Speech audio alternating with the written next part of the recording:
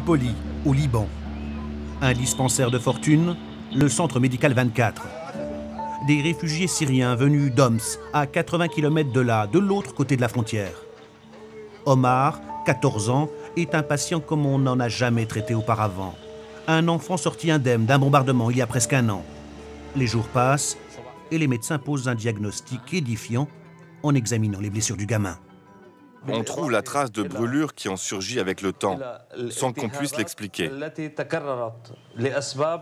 On a essayé de circonscrire les microbes qui sont à l'origine de ces brûlures sous-cutanées, mais c'est tellement microscopique, insaisissable, que l'on ne parvient pas à le définir de manière précise. Au laboratoire, on n'a pas trouvé de solution. Nous n'avons pas pu trouver la cause médicale de ces blessures. Ces images ont été diffusées il y a 3 mois. Un documentaire sur la chaîne Arte. Bien avant les révélations parues dans le quotidien Le Monde, le journaliste Frédéric Elbert dénonçait l'utilisation des armes chimiques en Syrie. Des indices.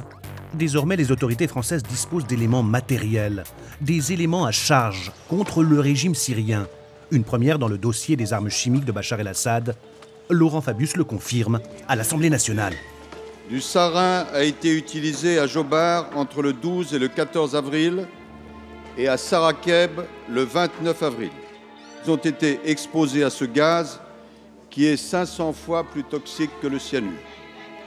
Le régime de Bachar el-Assad est-il à l'origine de ces attaques? La réponse est oui. À l'origine de ces révélations, plusieurs lots d'échantillons, dont ceux ramenés par les journalistes du quotidien Le Monde de leur reportage dans les faubourgs de Damas.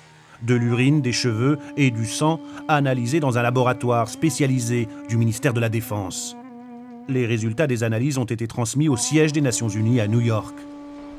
Les enquêteurs onusiens, eux, n'excluent pas que les rebelles syriens aient eux aussi utilisé des armes chimiques. Les pays occidentaux affirment depuis plusieurs mois que l'utilisation des armes chimiques est une limite à ne pas franchir pour Bachar el-Assad. De là à intervenir militairement, il y a un pas qu'ils ne franchissent pas. Nous avons apporté des éléments de preuve qui maintenant obligent la communauté internationale à agir. Nous avons cette conférence de Genève qui doit se tenir et ce qui s'est produit en Syrie doit être un élément de plus sur la pression qu'il convient d'exercer sur le régime syrien et aussi sur ses alliés.